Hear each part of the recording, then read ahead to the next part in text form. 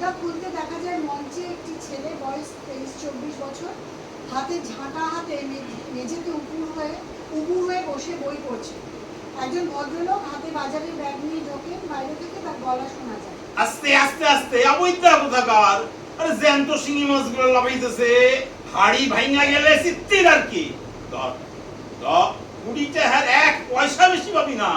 আরে টাকা কি কাছে বলে? যা যা যা যা যা। ও নিগমের মা, আরে আসবটি খান বার করে দেহি, জ্যান্ত শিঙি মাছ আনছি, কাঁচা লঙ্কার কাঁচা গলা দিয়া জম পেশ করে রাখতে হইব। আহা কতদিন হইয়া গেল খাই নাই গো। কই গেলা নিগমের মা? দিন আমার হাতে দিন। তুমি আবার ছেলে ফেলাইয়া উঠলা কেন? বলদটা কোথায়? আস্তে বাবা, আপনার নাতি ঘুমোচ্ছে, অনেক কষ্টে ঘুম পাড়িয়েছে। দিন আমি রাখছি, ঘুমের মধ্যেই রান্নাটা সেরে ফেলতে হবে। না মা, অহনো 6 মাস তোমার ভারী জিনিস তোলা বারণ। এই হারামজাদা, দেখো দেখো দেখো দেখো কেমন বলদের মতো ঝাঁটা হাতে বইয়ের দিকে তাকাই আছে। আরে আবৃদ্ধা বলো দেখান, আরে অ্যাপ্লিকেশন লিখতে হইব নাকি ব্যাগ ধরনের লেগা? বাসন মাজবো, ঘর ঝাড় দেবো, আবার ব্যাগও ধরবো, পারবো না। কেন নিগমের মা আসে নাই আজ? আজ না, 3 দিন হয়ে গেল আসছে না। খবর পাঠিয়েছে এ বাড়ির কাজ সে করতে পারবে না। হা ঘরের মাইয়া কোথায় কাজ পায় আমিও দেখুন। কেন কেন কেন আইব না কেন? কিছু কইছে বৌমা? কথায় কথায় কথায় কথায় তো জমিদারি মেজাজ দেখালে কোনো কাজের লোক টিকবে না বাড়িতে। কথায় কথায় খিটখিট খিটখিট। দেখছো দেখছো বলদটা কি কয়? আমি লাহিড়ি বাড়ির পুলা, আমি না এই বাড়ির দিয়ে লোকে খিটমিট করি। সি সি সি সি। কি কইছি আমি নিগমের মায়েরে? বাবাই কি হচ্ছে? আমার ভুল হয়েছে, ক্ষমা করে দেন। উলঙ্গার কোথাকার।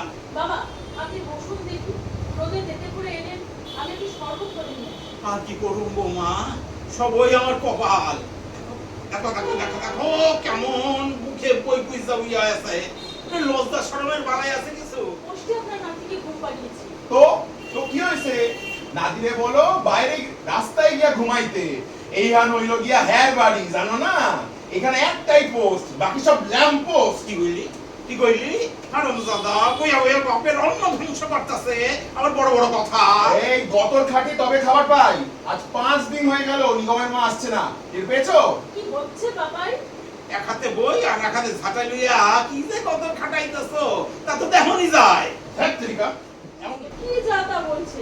তপতি নাকি মা বাবাকে চিঠি লিখেছে। ও মাসির কথা আমি আবার কখন বললাম? তপতি মাসি চিঠিটা আমায় দিয়ে বললেন শ্যামাপদ লাহিড়ী বাড়িতে গিয়ে তেনার বড় বৌমাকে দিতে। ধরেন কি করে বুঝলে আমি বড় বৌমা? এখন নকলি প্রতিমার মতো মুখ দেখেই বুঝেছি আপনি বড় বৌমা। লক্ষ্মীপতি মা পারি না।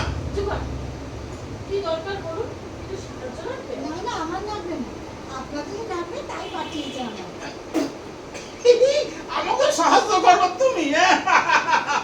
আরে দেশে আমাকে 50 বিঘা জমি আছে, 10 হান পুকুর আছে, 12 ভূতে সব লিট্টে পুট্টা খাইতেছে, 3 মহল্লা বাড়ি আছে। সেই বাড়ি মোচার জন্যই এসেছি বাবা ঠাকুর। না না না না বাবা ঠাকুর না, বাবা ঠাকুর না, খবরদার বাবা ঠাকুর না। তিনি বললেন যা তরঙ্গ, কাজ করে খুব সুখ পাবি, আমাদের থেকেও ভদ্রলোক আছে তোকে। তরঙ্গ, বাহ খুব সুন্দর নাম তো তোমার। আমার দেও। তিনি যে বলেন চন্দা, ওই বাড়ির দাদাও বলেন তরঙ্গ, তোমার নামটা বড় সুন্দর, লজ্জায় মরি আর কি। সত্যি তোমার নামটি বড় ভালো। তরঙ্গ নামের খেতেই বেশি, খেতে হলে সমাজে ছাড়তাম না, নাম বলতে রাখতাম। খুব বাঁচা বেঁচে গেছো তুমি। বৌদি 3 মাসে ছেলের নাম 5 বার পাল্টেছে, জানো? ও কি চোদ্দা, আপনার হাতে ঝাঁটা, দেখি দেখি দেখি আমায় দেন, আমায় দিন আমায় দিন। আপনি বই পড়েন, এগুলো কি বেটা ছেলের কাজ? ও মা, গল্পে গল্পে যে বেলা মরি গেল বৌদি, কি কি করতে হবে বলুন? আপনার মানুষ কয়জন আপনারা? কাজের জন্য দেবো না, তপতি কাকিমার বাড়ির যে কাজ এখানেও তাই।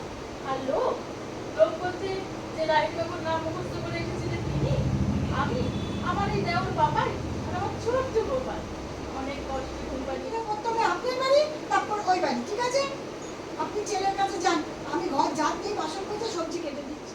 তরঙ্গ ঝাড় দিতে থাকে, ঘরে পুজোর ঘন্টার আওয়াজও যখন ঢোকে তখন এই দরজা দিয়ে ঢুকে এইভাবে আসে, স্পেসটা বেশি পাওয়া যায়।